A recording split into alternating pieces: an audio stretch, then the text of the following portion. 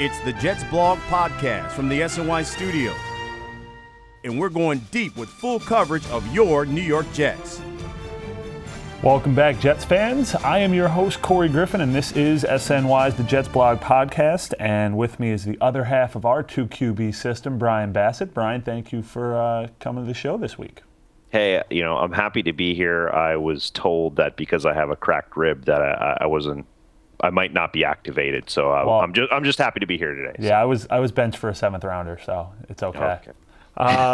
So we've got a good show this week. Got some nice guests. The Jason McIntyre of The Big Lead is going to join us, Jets fan and bit of a name in the blogging community, and Vito Stellino of the Florida Times Union is going to talk some Jaguars and a little Tebow, just a little Tebow.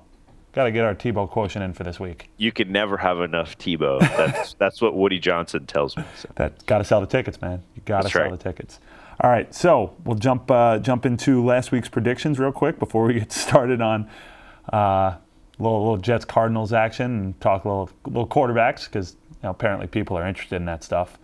Last week's predictions did not. I think last week's predictions went as well for me as the first quarter went for Mark Sanchez. Turnovers, Jets or Cardinals. We both went with the Cardinals. The Jets had 4. Cardinals had 1, so we both lost that. Oh, man. Patrick Peterson interceptions versus Stephen Hill catches. We both went with Stephen Hill, and our faith was rewarded. Nice job, Steve. 5-1. More touchdowns, Sean Green or Beanie Wells. Neither had a touchdown. Push, Corey. Terrible. I call the push. The push. Gotta go with the push sometimes. Awful. Here's how I knew that it was going to be 0-0 because we were doing statistics of Sean Green and Beanie Wells, and so I was pretty clear that both of them are not great running backs, and therefore both of them would not actually get into the end zone. So fair enough. So good for Sean Green for having a good day, but hey, thanks for staying out of the end zone for my score. Appreciate it. All right, we're going to go a little rapid fire. Hurry this up a little bit. Will McElroy be the number 2 quarterback? Excuse me. We both said no. We were both wrong. Both wrong. More tackles, Kerry Rhodes or LaRon Landry. You said our old friend Kerry Rhodes. I said our new friend LaRon Landry, and Mr. Rhodes doubled him up, not to mention the 2 INTs, which were not counted. Bonus 2-pointer safeties, sadly for Joe.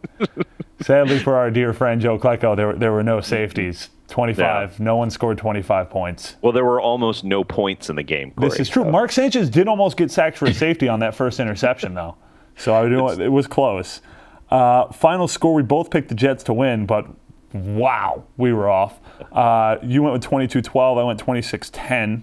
We both get points because they won, although I don't really feel too happy about that. No, I mean, I know some folks love this kind of rock'em sock'em, defensive football, but how can anybody feel good about a team winning 7-6? Rock'em sock'em defensive football is fine when your quarterback doesn't play like he belongs in Pop Warner. Right. Yeah. So he does belong in Pop Warner because they just hand the ball off all the time. That's all they do with Tebow. All right, or McElroy. All right, so after this week, Brian, you get a 4-2 edge, which means you are up 24-21 on the season. So I've got 4 weeks to catch up by 3. Corey, you have to start just like throwing. It's like you can't play the running game anymore. You just need to start throwing. We saw how well so I basically need to go with the Brian Schottenheimer against the Giants game plan. Yeah, pretty much. Throw it 57 times. All right, so speaking of throwing it 57 times, the Jets did the complete opposite. Basically, after Mark Sanchez completely imploded and had the game that we talked about 2 weeks ago that he would basically have to get benched, that monster, brutal, just, oh my God, what is he thinking football game. It all finally happened. He finally got benched. Rex finally had enough, and then it all got taken back. Meaning that Mark Sanchez is still the starter. Correct. Even, yeah. And, I wanted to believe that Greg McElroy was going to be named the starter this week, but, with all the extenuating circumstances and the money for next year and just I mean, I don't know a better word than licentiousness, which is a big word, but essentially just means allowing people to do stuff again and again and again. Like Rex Ryan is licentious with his quarterback and letting him continue to just turn the ball over in like new and inventive ways, as we've seen in the last 2 weeks. He just keeps going back to this guy. And it's let me ask you then, do you think that Rex benched Mark, right? Do you think in his head in the game he knew, like, look, I'm benching Mark now. I'm not going to tell him that I'm only benching him now. But in his head he always thought, I'm going back. This was just a spark plug move. I'm pulling him. I need to win this game. But the whole plan from the get-go was going back to Mark. Or do you think he legitimately spent a couple days or even a day, let's just say from Sunday into Monday, going, all right, who am I going to start this week? I honestly have no idea, and I don't even know if I care. Like, I just don't even know if I care how long he agonized over the decision. And Corey, the reason that I say that is because he still went back to Mark Sanchez. It doesn't matter if it was a minute or, a whole day or 2 days. He went back to Mark Sanchez, and it's the wrong move. And it's the wrong move for I don't know how many reasons we can get into here. But, when you watch your quarterback stand and pump and pat the ball and then wait for a guy on a 6-yard route to get open, on a comeback route, it's like he's so in his own head about playing this position. He's essentially the Brian Schottenheimer of quarterbacks. He's overthinking everything. Well, can you blame him? That was the guy that mentored him for the last 3 years. It's neither good nor bad nor anything. It is what it is. And so my point is, like, he's like a victim of, just basically being brainwashed into whatever he is now. And it's like, he can't get himself out of this. And maybe he does this weekend against the worst team in the league, and hey, good for you. Go beat up on the Jaguars. But sooner or later, not this season, but the Patriots are going to be around the corner next season. And what's he going to do then? And, what's he going to do when they play any other good teams this year or next? Well, I mean, I think if we're looking at this in the long-term view, there's both good and bad things. The contract is onerous. There's no getting out of it. There's no getting away from it. We've all seen the breakdowns. It is what it is. Mark Sanchez is most likely, barring some idiot general manager out there on one of the other 31 teams, is going to be in Florham Park next May, next June, next July, and most likely next August and September. Yep. So, as we noticed, as every fan knows, Mark Sanchez has never been benched. Not really. Yeah, that was amazing that he essentially said yesterday to the press that he's never been benched in his whole, career. But that's the thing. Think about it. He's the big man in high school. Big man Pop Warner, big man in high school. He's a super recruit at USC. He plays for 1 year after Leinart leaves. Okay, he comes to New York. He starts from the get-go. Okay. He loses a couple snaps in practice to Mark Brunell, but is really no threat, which is hilarious in hindsight, how much people made it out to be at the time. Like, oh my God, Sanchez got so upset because, he didn't want to talk to Rex because he took 3 snaps away from him in practice. Exactly.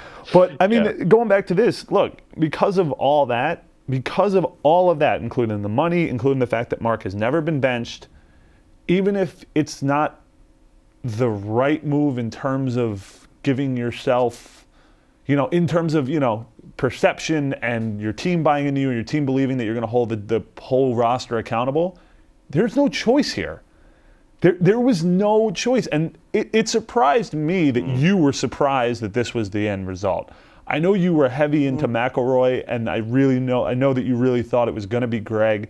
But it didn't surprise me, and I wrote it on Monday after, the whole McElroy thing. I was like, this is clearly, look, he hasn't even talked to half the organization yet, and this is a league to make you think that someone else is behind Sanchez wanting to start, which is clear from the get-go. But in the end, all those factors went in, and whether Rex made the final decision or Mike Tannenbaum made the decision, this was the only decision the Jets could make. I just have to disagree with that because I understand that, they're on the hook for him next year and all those things. And but they've painted themselves in this corner. They didn't have to be on the hook for him next year. They got on the hook for him next year because he had a wounded ego, because they dallied in the Peyton Manning Well, the contract's a disaster. Yeah, I mean, so what do they do because they get Tim Tebow? They bring his whatever entourage buddy, Scotty McKnight back, and then they give him this stupid contract extension, and so they do these things, and it's like, when are you going to learn? Like, he's not gotten ostensibly any better than he has in his second year. He continues to throw the ball poorly. He continues to not have velocity on his passes. He continues to just make bad decisions again and again and again, and not protect the football, Corey. And so my point is, So what? So I have to sit through this for 20 more games because they made a stupid decision? It's like, people make games. stupid. Four more games this year, and maybe then not even. In all seriousness, maybe one. He might get one more, but you have to give him. Rex didn't say it was for this season. You have to give him one more game. Well, I'll tell you what. If it was a home game, I mean, he would. If it was a home game, and he it would be threw an McElroy. Incompletion on his first pass. Right. It would have been, there would have been riots. There would be. I mean, that stadium would get burnt down to the ground. I don't want to, we'll talk to Jason about this, and we'll get into this more later. But one of the things that I thought was, and look, a lot of people, you in particular, muted Rex. I'm just so sick of it, Corey. I mean, I'm so sick of it. He comes out and he talks about how he's so happy to make this decision, and this is the right decision. It's like, are you joking me? Like, have you watched your quarterback play, like, over the last 2 months? He's been horrendous, and he's going to come out and say that this is the guy who gives them the best chance to win. They put in a guy for half a game last weekend who threw one touchdown pass and who only he threw the ball only 7 times, and it was enough to win a football game. My point is, like, they don't need Mark Sanchez to win games. They need someone to not lose football games for them. I don't care who it is. I don't care if it's Sean Green taking snaps, Corey. They just need someone who's not going to frickin' fumble the ball or throw just brutal interceptions again and again and again. Well, he's clearly he's got no confidence. You saw it on the first interception where he saw the pressure up the middle and stopped. Benching him and then, putting your arm around him after the game, and then letting him take all the first team reps this week, that's going to suddenly make him like Tom Brady? No way. Before we get into the defense quickly and the only reason why they won this game, I just want to make one point. That's all. Okay? And go for it. The difference was you have to give Mark this half game quarter. Rex is going to have an extremely short hook. And that's why there's absolutely no way, if you're watching this team, that Tim Tebow is the number 2 quarterback this week, no matter what Rex Ryan says, because he knows Mark has to have his short hook. And he knows he has to, just for not for appearance's sakes with the fans or the media, but with the front office, with Woody, he has to be a company man and put Mark out there, because a bad game or a bad quarter against the Jaguars is not going to cost them this game. Okay, and there's still time for him to go to McElroy in this game and go, okay, go out there, hand the ball off, run it 30 times, and throw 7 passes and get us a win. Because he's got a defense against a defense that's coming off arguably its best game of the year against possibly the worst offense in football, which is saying something considering they've already played the Rams and the Cardinals. And I think that the fact that Rex can lean on a running game that just ran for 180 yards between Powell and Green, and a defense that shut a team out on 3rd down, and you're going on the road, you have to just see what Mark does with it. Just see what he does with it for one quarter, even one game, and then you go, okay, you can officially, it's, what it's like? It's like that girlfriend that is bad for you. But you've put so much time into it, right? You bought her all these gifts. Maybe at one point you thought, I might marry this girl. You really thought that. And then and for 3 months things get great, and then she turns into a total psycho again, Corey. Yeah, and then I'm waiting for the 3 months to end. Right, you're waiting for the 3, but you finally break it off, right? And then it's been like, in real life terms, it's been a couple weeks, but you still kind of live in the same neighborhoods. You see each other from time, maybe at your favorite pizza place or whatever, and you go, okay, you know what? We deserve it after all this time. We know what we did wrong. Let's see if the shock of us not being together anymore changes things. And you give it one more shot. Corey, crazy is always crazy, and bad quarterbacking is always bad quarterbacking. And I don't care if you see her at the pizza parlor. I don't care if you see her at the dry cleaner. I don't care if you see her at the club. She's still freaking crazy. Stay away from that girl. Stay away from that girl, Corey. I'm just saying, like, you got to cut your losses. You got to cut your losses, and the Jets have to cut their losses. It doesn't work that way in the NFL, man. There's $8.5 million in guaranteed contracts. It doesn't work that way. Okay? She's got a key to your play. She's going to keep showing up whether you want her to or not. Change the locks. Change the locks. She knows the locksmith. You can't do that. All right. Well, okay. We need to move on. We need to move on. Before we get into Jason, we'll get to Jason in a real quick second, but I just want to talk about, I don't want to gloss over the fact that, like we said, the defense played arguably its best game of the year, due in large part to guys like Cromartie and Muhammad Wilkerson. I think Beast Mo, I think it's pretty clear Beast Mo is a Pro Bowl player. Let's just cut it out right now. Beast Mode doesn't go to the Pro Bowl. I'm boycotting it even more than usual. You're boycotting it more than you have the Pro Bowl to date. Yep. I'm going to take ESPN off my favorites list for that day, so I can't even skip over it in case they're doing the ratings at that exact instant.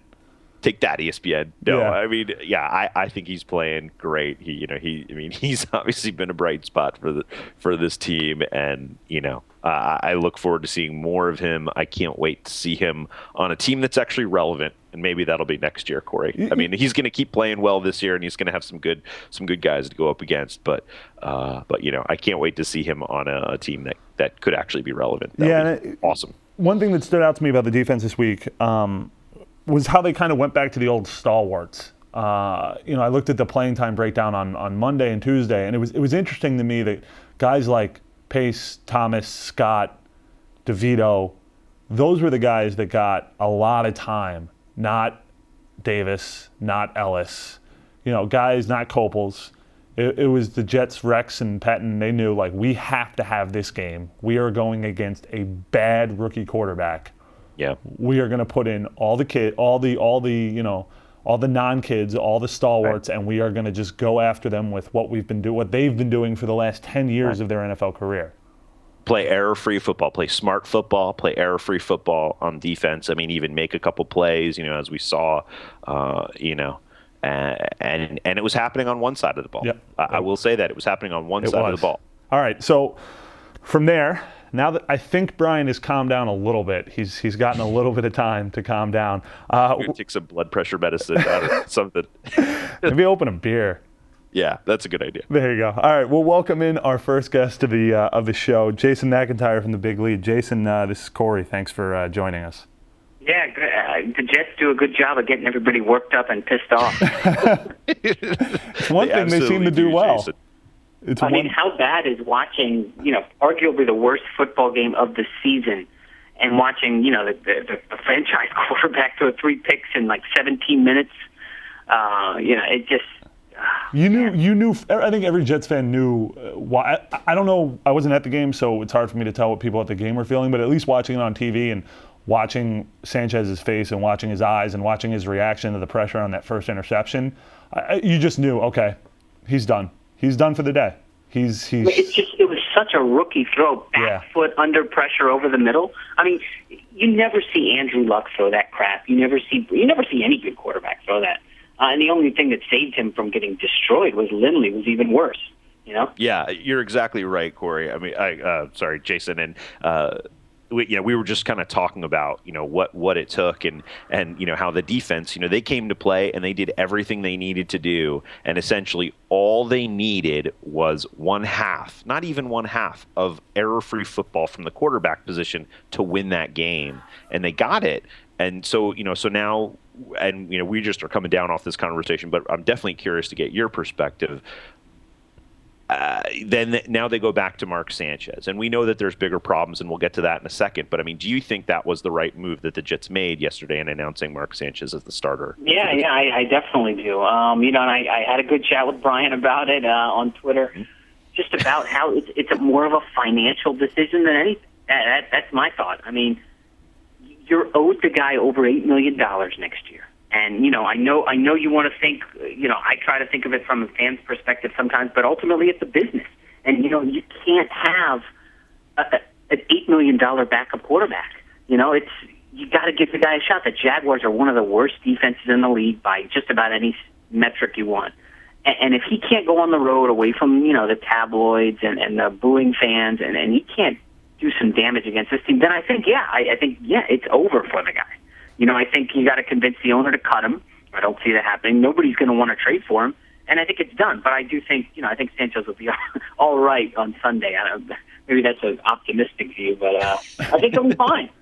No, I think you're right. I mean, it's such a bad defense. If he can't take advantage of this team, and then the offense isn't going to stack points on him. So you're right. I mean, it absolutely is, and a good opportunity for him to do it. But I guess it just brings up to my question. Yes, we get it that he's an $8 million, got a number for next year, and you're going to be stuck with that.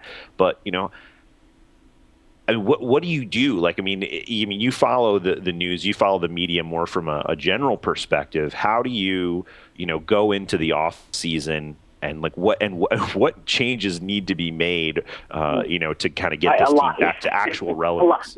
I do want to start with, I know everybody's killing Rex, killing Sanchez. Let's take a second to talk about the defense and how bad it's been this year. Nobody wants to mention how the loss of Holmes hurts the offense. It does. Obviously, the loss of Revis hurts the defense. But the Jets, again, second year in a row, gets destroyed by good teams and then, pumps up their stats against crap teams. Okay? So they are a horrific defense this year. They can't stop the run. They can't at all. And, obviously when you play the Cardinals and they get, 75 yards of total offense, your stats are going to be inflated. But they have been horrific this year against anybody good. I looked at some of the decisions on defense. Bart Scott can't get anybody in space. I don't know why he's guarding anybody coming out of the backfield. He can't guard tight ends. I crushed LaRon Landry in the offseason. He's actually been, I think, pretty good. I think he's been, I'd say mediocre. He hasn't embarrassed himself, but right. Yeah, he's made his share of boneheaded plays. He's made his share of boneheaded plays. You're like, okay, I can see why Washington. Had a couple things flat. Yeah. What about Copels? Again, 11 games into his career, maybe 12, whatever it is, but have you seen anything from him that screams, wow, this guy's going to be a superstar? No, I see more. But then again, let's be honest. Did you see anything in the first 10, 11 games of Wilkerson last year where you thought, wow, this kid is going to be really like a Pro Bowl player?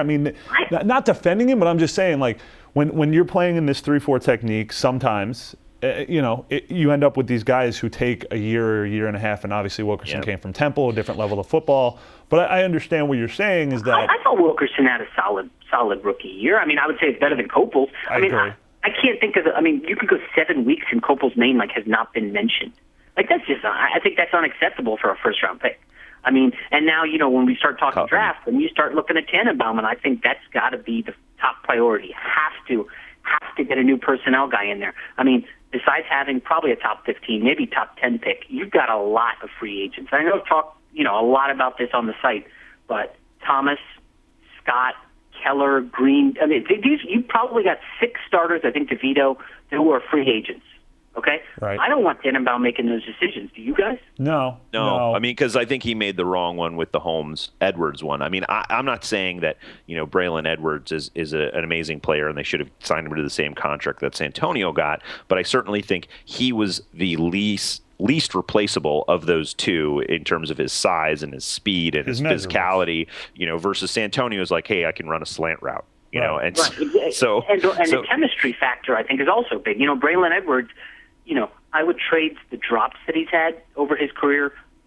I'd rather have that instead of Santonio Holmes' poutiness and mouthiness on the bench. And in the huddle, I'd rather have Edwards. And I don't think a lot of people will go out and throw out, well, he's only played in 7 games or 5 games or whatever it is since he left the Jets because injuries. I don't think you don't know different situations, different practice. So I at the time thought, I understood why they signed Holmes, the big plays, but as we've seen with Curley, you can find a Holmes-type player. You can find that slot weapon. As we're seeing with Stephen Hill, finding that, physical beast who can not only run a route well, but can run block, can track the ball down the field, and can get separation it's a hard player to find. Two other quick notes on Holmes. First, in his first year with the Jets, when he came in off the 4-game suspension, he had an awesome run. I believe he had a monster catch in overtime against the Lions. It went for like 60 yards. Texans, and he had a number of game-winning catches. The Browns. The game-winning, I think he had the game-winning touchdown in overtime against the Browns. It was like a 3 or 4 week stretch where he was like lights out, and everybody's like, "What a great pickup it was!" And when things are rolling, Santonio Holmes is a great player.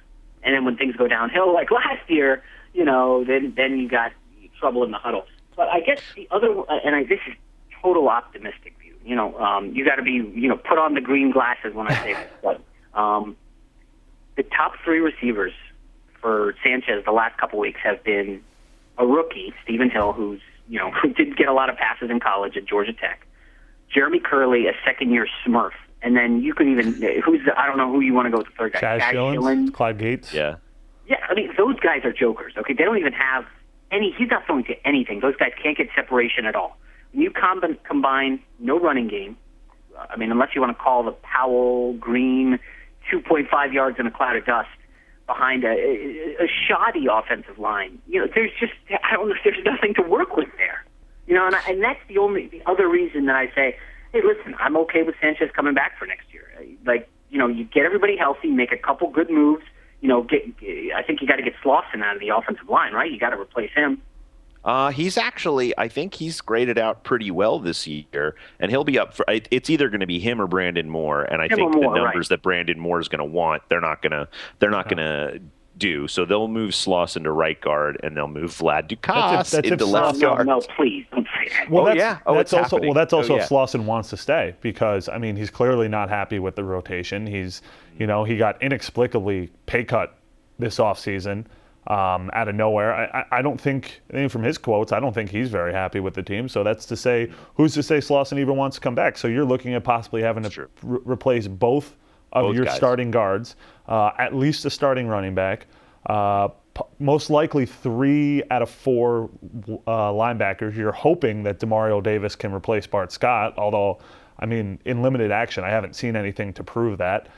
You might have to replace both safeties depending on what Landry wants in the offseason. You clearly have no slot corner because Kyle Wilson can't cover in space. There's no edge pass rusher. I don't disagree with any of that, and that's why I think you got to get somebody to evaluate talent and make. I mean, the way you made it sound, there's like 8 starters, maybe 7 or 8 starters that got to be replaced. They're going to have 35 of 53 under contract. For next year of the top, they're going to have 35 players under contract, so they'll have 18 slots just to fill the 53-man roster, and they have about 20 million to do that. So good luck finding some great talent at 20 spots. Guys, this is a little out there. One potential quick fix. Do you dangle Revis on the trade market? We talked a little bit about that last year. Brian and I disagree.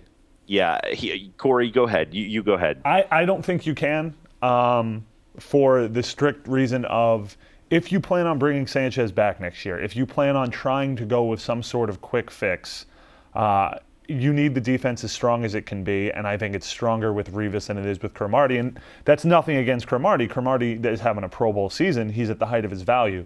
But I think if you deal Revis next year, A, he's coming off a major injury, regardless one that's easier to rehab now than it was 5-7 years ago. B, you're dealing him in a contract dispute entering a free agent year. You're not going to get, he's on the books for $9 million next year. Right, so you're not going to get anything close to the value that you should get for the best cornerback since Deion Sanders. Whereas Antonio Cromartie is having a Pro Bowl year, still young enough to have 2 or 3 more productive years left, reasonable contract, and there's cornerback needy teams out there that might be willing to give you a conditional 4 that maybe goes up to a 3, maybe, and at that point you get half of what you paid back for him. I think you got to do that. So you think, again, when you say the word quick fix, I'm all for it, but I don't think they have a ton of draft picks the way the Patriots do. No. How do you acquire those? You have to trade some players away. Potential right? stars. I mean, I just don't know who else has trade value besides Revis and Cromartie. I mean, unless you trade I don't back. think you could give up Mo Wilkerson, can you? No way. No. Right? Yeah. I mean, Rex Ryan. That's kind of that's going to be the centerpiece for his defensive line if he stays around for the next however many years. So yeah, he's not moving Mo. I mean, yeah. I don't know that there's many players that you can move and then even expect to get much for. I mean, even let's say they find someone to take Mark Sanchez. What are they going to get for him? Sixth round draft pick? Nobody's No one's taking that contract. Yeah. Yeah. So they're going to have to stick it out with those guys. And the one position I'm okay with, and I saw this last preseason before he got hurt, was Cumberland at tight end. I like him a lot.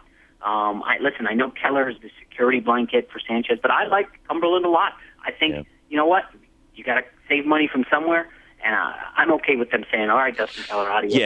Yeah, I definitely agree that Dustin Keller's going to want more money than they're going to be able to spend on him. At the same time, I haven't seen the level of consistency from Cumberland, that I have from Keller, and the chemistry that he has with Mark Sanchez. He's getting better. He's getting there, but he's still, tipping a lot of passes. He's misrunning routes, and so what I would say is you're going to get what you're going to pay for Jeff Cumberland. You're not going to get, the same kind of level of execution. But I agree. I think he's a player that's on the rise. I don't see him becoming Antonio Gates, anytime soon. No. I mean, but yeah, I mean, you see all these other star tight ends in the league. Jimmy Graham, the Patriots.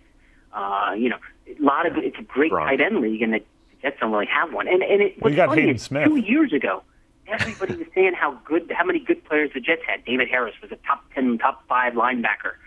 He's not playing like one anymore, is he? No. Well, I mean, and that's part of the problem. And but I think that's part of the issue, right? Is like a lot of what David Harris has done is, he's the Mike or whatever, so he's not the one who's taking on the lead blocker. That's Bart Scott's job, and so they've been actually trading that more because basically Bart Scott can't do that anymore. So now David Harris is taking the lead blocker, and then Bart Scott is missing all these tackles. Right. And we're so like, your hope is that tomorrow day. So all right. So look, we've outlined all the problems, of which there are many, across the board. Hooray.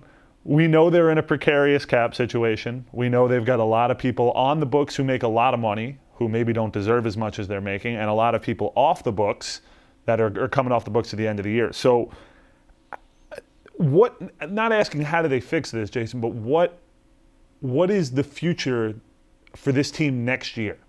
Realistically speaking, what are Jets fans looking at over the next 20 games? Well, I came into this season with low expectations, thinking no playoffs. I thought they would be okay, but they had a lot of holes, and was it disturbing to see the Dolphins on the rise this year a little? Yeah. Is it disturbing to see the Bills a little bit on the rise here at the end of the season? Yeah. I mean, C.J. Spiller looks like an awesome player. I watch the Jets. I don't see any awesome players. Any. And you start thinking of next year. I mean, listen, if you want to do a teardown and just start over and say, yeah, Rex, you guys had a great one. We're just gonna let this go to crap for a year, gut it, and then target maybe the number 1 pick in 2014. I unfortunately I could see a 5-11 next year. But is Rex going to make it through that then? Do you then give Rex a contract extension because he's a lame duck next year? One of the big questions is how tied are the GM and the coach? How tied at the hip are they? If you can Tannenbaum, then you have to get rid of Rex. Some people say. I disagree there. Yeah, I disagree. I think that they came in on opposite sides. They've made it work. They're kind of like fire and ice, though. Yeah.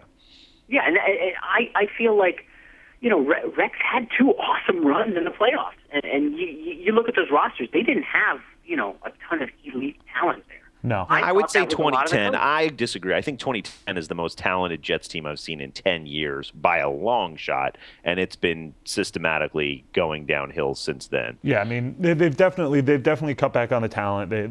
Look, this is a crucial off season. Where did they cut back on the talent? Well, they lost Braylon Edwards, say whatever stage his career is in. They let LaDainian Tomlinson go. Which I mean, he was at the end of his run. But I guess my point is the guys that they drafted in that period haven't panned out, and that's been the problem. And that goes back to Jason's point, I think, which is you don't want Tannenbaum making these decisions. So Kyle Wilson is a disaster. he's not a number 2 corner in the league, And then they got a lot of money sunk into him. Yeah. Hey, and Jason. what's frustrating is he'll like get lucky and somebody will drop a pass and he'll like pop up and like start pumping his fist or get all excited. Realize what's his I love his celebration. It's ridiculous. You're a buffoon. Yeah. Like, that's what he is. Yep. Jason, thank you so much for taking time to come on and talk about our favorite team and the team that drives us crazy. And again, Jason McIntyre from the Big League. Are we saying victory this weekend? I think they'll win. Yeah, what do you think? I think they win this week. I think I think it's ugly like last week, but I think they find a way to pull it out, whether it's Mark or whether it's close in the halftime, and they find a way. I think they win this week. Yeah, I'm in agreement. I'm going 27-21. I'm probably going to stick lower to the lower end of the spectrum, but fair enough. It's because I don't think those two teams can combine for 45 points. Well, yeah, Drew Henny's putting up some stats. Yeah. Sorry, Chad Henne. Chad Henne, yeah, but Chad Henne, they're the same quarterback. All right, guys, thank you for having me. All right, thanks Jason. Yeah. Good stuff from Jason there. We're definitely going to have to, once we reach the silly season and Black Monday and all that fun stuff, definitely going to, I think we'll have to dedicate an entire show to ranting and raving about the new, either Mike Tannenbaum remaining in place or the new GM rebuilding this team.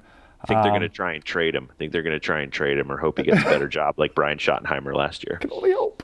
All right. So, but we all kind of agree. I think we're all kind of on the same page that unlike a lot of people or some people that Rex and Tanny aren't joined at the hip, that you can fire Tannenbaum without firing Rex, and you can hire a GM who kind of coincide. I think him and Rex kind of have to have equal power.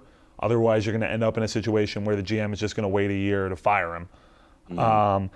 But I wrote this down. I was thinking about writing a post for the Jets blog about this, but I've written a lot of Rex-centric posts in the last week and a half, so I wanted to bring it to the show. All right. So my thought is a 5-step plan for how Rex can get his groove back. All right. Okay. Let me hear it. Okay. It sounds like the idea for a good movie. Yeah, I like it. Yeah. Exactly. We can make it like Adam Sandler can be in it. We get the Happy Madison people involved. I think this could work. Now Rexy got his groove back. Exactly. All right. I like it. All right. So it starts, and he's already. If you've been following this team, he's already started this. Separating himself from Tannenbaum in the front office, putting moves subtly, not on his shoulders, putting it as, well, yeah, I didn't really have anything to do with, he gives us the best chance for this week, this is the decision. I'll make the decision, but the other thing was the Woody comments in the presser, which I found incredibly fascinating, and anyone that was listening at that point where... What were they, for those who might not have heard? He basically made the point of that he and Woody, the owner, have a great relationship, that he doesn't worry about, he's been told he doesn't have anything to worry about his job status. He's not worried about it because his relationship with basically along the lines of, hey, Woody's got my back. I don't worry about that other guy. Oh, just like he had Brian Schottenheimer's back? Well, yeah, Rex they had a great his relationship back. too, and Brian Schottenheimer was going to go on to become a head coach. So, I mean, it's kind of that back to that mute button thing I say. Like with Rex, just as Eric Mangini wouldn't say anything, Rex is just, he's the same in the exact opposite way. And that, like he says, hey, I've got a good relationship with the owner. Well, do you? I don't know if you really do. I think you do. Everything indicates you do, but I think he does. I think it'll bear it out in the offseason. I think a lot of the problems with this roster are placed on Tannenbaum. Obviously, Rex's guys, whatever, haven't worked. Some of them haven't worked out. Be it Demario Davis hasn't shown anything really through 3/4 of the season, and we all know what happened to John Connor. All right. Yeah, and Kopels was his guy too, though. So he can say all he wants that he's separating in public, basically in public, and just kind of like you mentioned in the post earlier this week, where Tannenbaum separated himself from Bradway. I think in order for Rex to survive, they have to maintain. He has to be a separate entity than his GM. Absolutely, and I think he already is. So I think we're there. Okay, so that's one. Two, and this is up to the front office, whoever it is. There has to be a legitimate quarterback competition next offseason. I'm talking like legitimately, whether it's Mark Sanchez or Chad Henne or Jason Cam or whoever, Greg McElroy. Why would Rex do that? Like, I guess what's going to get him to that point? Like, if he's happy with the decision of keeping Mark Sanchez as the starter, Who says? Like, I mean, my point earlier was that Rex didn't make this, and look, my opinion on Rex is that Rex didn't want Mark Sanchez to start. My opinion on this is that Rex had no choice but to start Mark Sanchez. Okay. All right. In all things being equal, Greg McElroy would have already Greg McElroy or Tebow, most likely McElroy. I think Tebow also complicated the quarterback situation because if Rex had wanted to bench Mark earlier in the year, he had to have played Tebow, and he really didn't want to do that, which is another way of separating himself from Tannenbaum. But I think a legitimate quarterback, and if these are the same three quarterbacks, then that has to be the competition, and you legitimately have to go. I don't know who our quarterback is. Mark is going to have a chance to win this job, okay? Tim's going to have a chance to win this job. Greg's going to have it. And if you need to divide snaps equally, all three of them, okay, that's fine. And then if you're going into camp, look, the media at this point of days, we're going to know who's winning that job. Okay, there's no dodging that. It's not the 1970s anymore. With social media, we're going to know exactly what their completion percentage are in mini camps and OTAs. In minutes, yeah. Right. But the one thing I would say is, like, it kind of goes, I see what you're saying, and he needs to do it. I agree. He needs to do it. But it just goes against everything that he's always done with Mark Sanchez, goes everything he's always done with his guys. This kind of leads into my next point, which is goes against what he's been, but it's something he needs to do to be a good coach. Number 3, hold the entire roster accountable. And I think that one of the ways you do that is by dumping the guys that he's been so reliant on. You dump Bart Scott, you dump Calvin Pace, you dump Brian Tavins, you dump these old veterans, Sean Green, and then guess what? There's a bunch of young guys who are unproven who Rex is going to let. I mean, look, yes, he tends to overplay his veterans, but those young guys, they have to earn their spot or they're not going to play. Look at Quentin Coples, look at Demario Davis, look at those guys. Those young guys aren't going to necessarily get. And if you dump the dead wood off of this ship, then he's going to have to hold the roster accountable. If the roster's accountable, you're going to get better effort, you're going to get better players, you're going to get better competitions, and you're going to have a roster that trusts their coach to play the best player. Yeah, I agree. And I think a great example, I mean, I love Quentin Coples, and I think he's got a lot of upside potential, and he's still there, he's still young, and he's still learning and all that sort of thing. But, like, you look at what happens when he drafted him, the first thing he says is essentially he's going to be a starter, right? He's going to be a starter. And he just essentially pushes Mike DeVito to the side, who's had a great year, right? And so it's like, what are you doing, man? Right. Like, let the guy earn his spot at least. So I agree. So you hold the roster accountable. Number 3.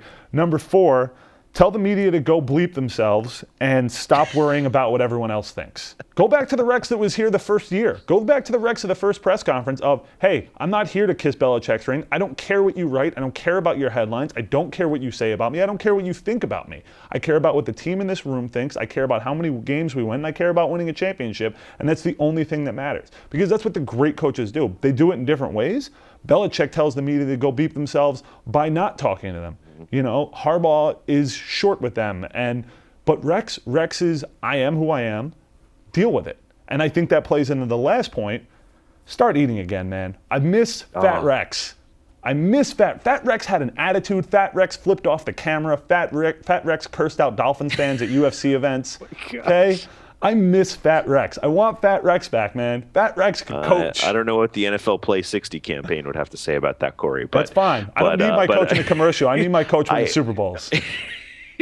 It's a crackpot scheme, but it just might work. It just might work. Okay, so from there, we're going to go into everyone's favorite subject. We're going to welcome in Vito Stellino of the Florida Times Union, and we're going to talk a little Tebow. All right, Vito, thank you for joining us. I appreciate you taking some time. Let's cut right to it. Are you excited to see Tim Tebow this weekend stand and hold a clipboard? Well, is he even going to hold a clipboard, or is he going to be inactive as the number 3 guy? Well, probably inactive, but he can hold a clipboard. I'm sure they have more than one clipboard. Well, that's true. Yeah. So, he's actually kind of a polarizing figure here. He has a lot of fans, but then there's some Jaguar fans who are ready to move on from Tebow. So it'll be interesting if he ever actually played, it'd be interesting to see the reception that he would get. Vito, this is Brian Bassett along with Corey there. So, do you think that Tebow regrets? He said to the media last offseason that he could kind of pick the Jets or the Jaguars. Do you think at this point he would be more of saying, gosh, it might have been better for me to go to Jacksonville than New York? Well, I think actually the Jaguar coaches were a little more honest with him. They kind of told him that in effect they would do what the Jets did with him. Play him in different things and maybe a little wildcat and that type of thing. But so I don't know. He's in a tough situation because at some point he has to decide if he's better off at like an H-back or a tight end or a different position. Is he really has the NFL skill set to be a quarterback? Yeah. And he's got a lot of pride and he wants to play quarterback. And but hey, look at Cordell Stewart. If Cordell Stewart could have stayed at Flash, he could have had a long career doing that. This is true. He went to quarterback and it didn't pan out. Right. And, well, let me ask you then. I think a lot of from an outside perspective, I don't think a lot of people expect Gene Smith to make it through Black Monday. Regardless of whether that's the Jaguars general manager, for those that aren't up on their Jaguars knowledge, regardless of whether Gene Smith's still in place, do you see, just real quick, do you see Tebow as an option for the Jaguars in the offseason? Do you think they'd be interested in trading for him? Because, we're basically giving him away. Yeah, well, I think I doubt anybody's going to trade for him if he's a free agent. Then they may look at him. The owner wanted to look at him. I mean, what you got to realize is 9 months ago, nobody in the league would give a third-round pick for this guy. So, and only 2 would give a fourth-round pick. So, I mean, and I'm not saying they're right. I mean, look at what the scouts thought of Tom Brady. I mean, quarterback's a very difficult position to judge. But right now, the consensus within the league seems that he doesn't have the skill set to be a traditional NFL quarterback, and people are caught up to the Wildcats. Vito, just curious. So we're not sure what kind of a pick you'd get for him. What do you think about the Jaguars' first-round pick this year, Justin Blackmon? He's improving. He took a step back last week. He got hurt and only caught 1 pass. But before that, he was looking better. And, first-year wide receivers often take time. So I think he's got potential. We just have to give him more time. But he's showing signs in recent weeks. They've been raving about his practice, where he's been practicing, and so we'll just have to see if he keeps making progress now that he's healthy again. Yeah, Vito, I liked Blackmon coming out of college. I think that he definitely could have been used better earlier in the offseason. Unfortunately, we don't have a ton of time to get into this specific game. But what do you think is going to happen this week? What's your overall feel on the game, and what's your prediction for the score? Well, if Sanchez has his head on straight, so the defense is not very good, and he should have a big day. But I think one of the subsidiary things of the Tebow arrival that it's sort of made life very difficult for Sanchez. It eroded his confidence, and so I just don't know where his head is at right now. And he's obviously regressed, but this is a defense he could get better at. Nobody's going to be booing him, except maybe they're booing him to get Tebow on the field. But I think it's a quarterback game. And also the Jaguars had trouble stopping the run against Buffalo. So, it's interesting. The Jets offense isn't very good. The Jaguar defense isn't very good. So, yeah. So what score? What do you think? What are you thinking score-wise? Are you in low scoring, high scoring, somewhere in the middle? Somewhere in the middle, 21-17, that type of thing. You think the Jets win or the Jags? That's tough. I think it's a toss-up, turnovers, that type of thing. I mean, the Jets, they won 5 games. They beat the Colts, which the Jaguars lost one of the games to them. I think the Jets are favored. I think they should win, but, I think there's such a circus atmosphere on the Jets right now that I don't know where the team is right now, and so they could lose just because because all the turmoil going around. The Jaguars are 2-10, but they remain very focused and not a lot of distractions. And Henning had been playing better, so it should be an interesting game. It should be interesting. All right, Vito, thank you for the few minutes. Sorry we couldn't get some more time, but I appreciate it. Okay, no problem. Take care. Thanks, Vito. Bye. Thanks to Vito Stellino of the Florida Times Union for joining us. Appreciate the insight on all things Jacksonville and all things Tebow. So we will go to our second to last segment of the day, which is incredible. I love that this is the title of this segment. I enjoy it every week. The jersey that Jets fans are least ashamed to wear, Brian. And we forbade who? Wilkerson and Mangold? I think we said Mangold. Yeah, it was Okay. Wilkerson and Mangold. We love those guys and they're great, but hey, you know what? We gotta stay away. We gotta go out on the limb a little more. Okay. So jersey you are going to be least ashamed to wear this week. I'm going to go with my Jeremy Curley jersey. I think that their pass defense is pretty bad. They can't rush the quarterback. They can't, they just can't. They can't, put any pressure on, and they struggle against other teams' receivers, covering them. So I think, Mark Sanchez, he tends to be his favorite target lately. So I'm going to say Jeremy Curley. All right. I'm going to dig into the crate a little bit, and I would actually like to know if anyone has this jersey. So if you actually have this jersey, please let me know on Twitter. Bilal Powell. I think Bilal Powell is going to have a good game. I don't think the Jaguars can stop the run, and I think Bilal Powell has more big play ability than Sean Green, which isn't to say that he's, got a ton of it, but he's got more of it than Sean Green. So I go with Bilal Powell. Yeah. I think that's good because, I think this is a great game for them to give him a chance to, kind of earn his stripes a little bit more and going into next offseason. It's an audition for the next 4 games are auditions for guys like him and guys like Dukas and guys like Slauson and Curley and all that. So from there, we jump into our high budget section of the program, the one that we love to close it out with every week. We call it The Forecast. Beats by Dre. Beats by Dre. Oh, you're back to it again because they won by 1 point. I'm back. See, they won. They're a winning team. Nice. So now we can suck them back in. Look, listen. Do you know all the publicity they would have gotten if they were associated with the Jets this week? They would have been everywhere. You know what I would say? I see that Samsung Galaxy commercial with LeBron James on like 7 times on a commercial break. Come on, so I'd man. say maybe we need to talk to Samsung Listen, Galaxy. we can draw. I can draw some red hair on your head on a phone. I can do that'd that. be good. Yeah, I need some hair, so that's great.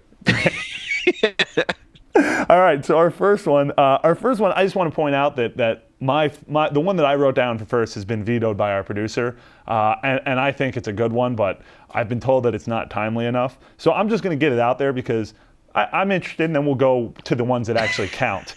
I'm commandeering this portion of the show. So, Brian, what do you think will happen first? Mark Sanchez gets permanently benched or the end of the NHL lockout? This is strictly opinion because apparently it doesn't count. Gary Bettman is a jerk, and Rex Ryan thinks that Mark Sanchez walks on water or something. So I'm going to go.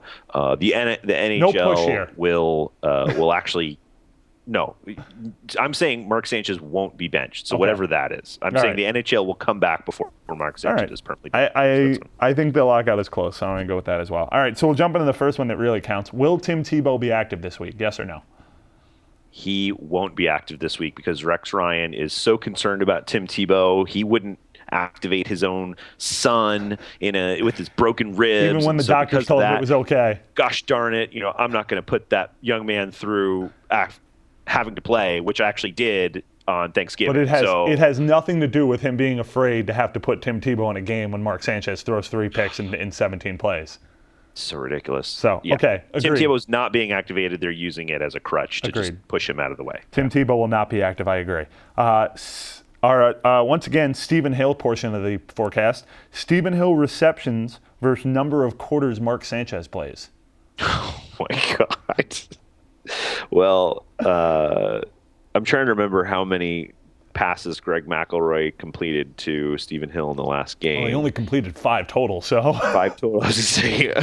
I'm trying to think. I'm going to say Stephen Hill will have more catches than Mark Sanchez quarters will play.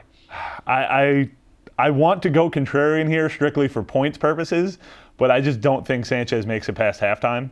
So I'm going to go with Stephen Hill.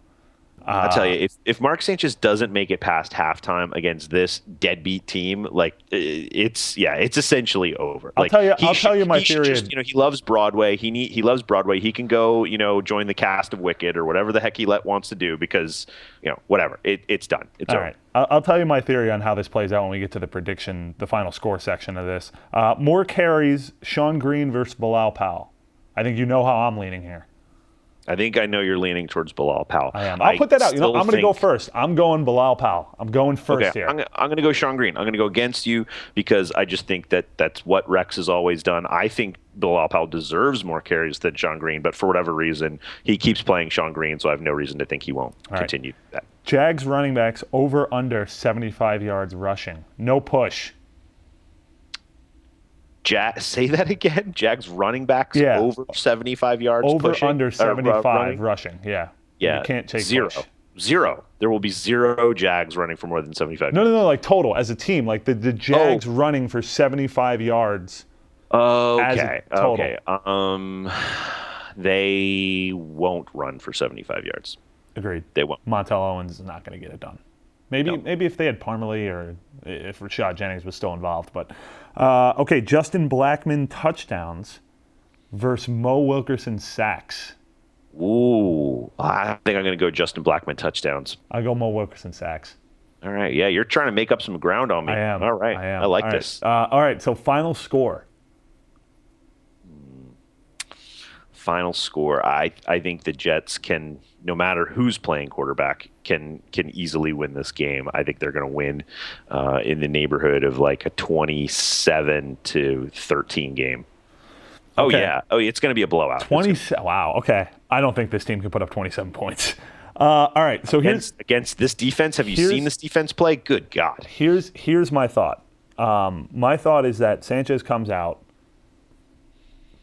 like one of those like 4 for 13 half, like 1 interception. They're running the ball maybe well enough to have like a 6-0 lead or 6-3 or something like that going into halftime.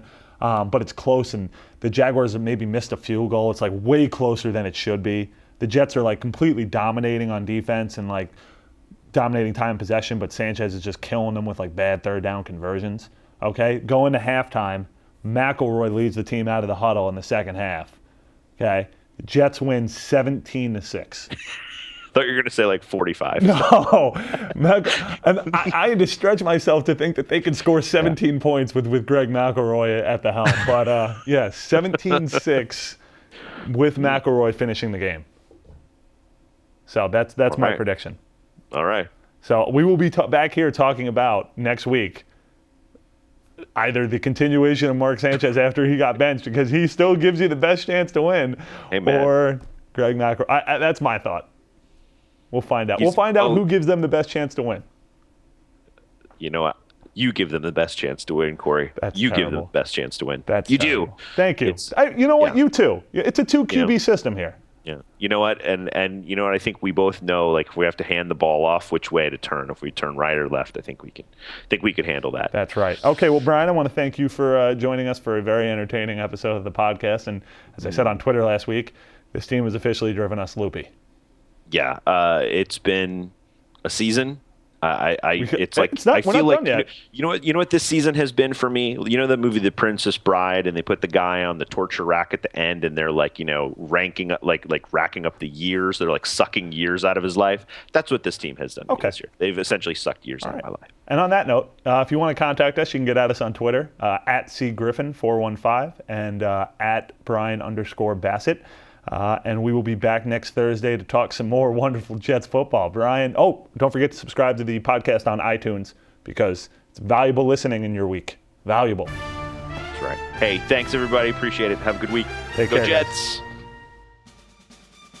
Thanks for listening to the Jets Blog Podcast, your show for full coverage of your New York Jets.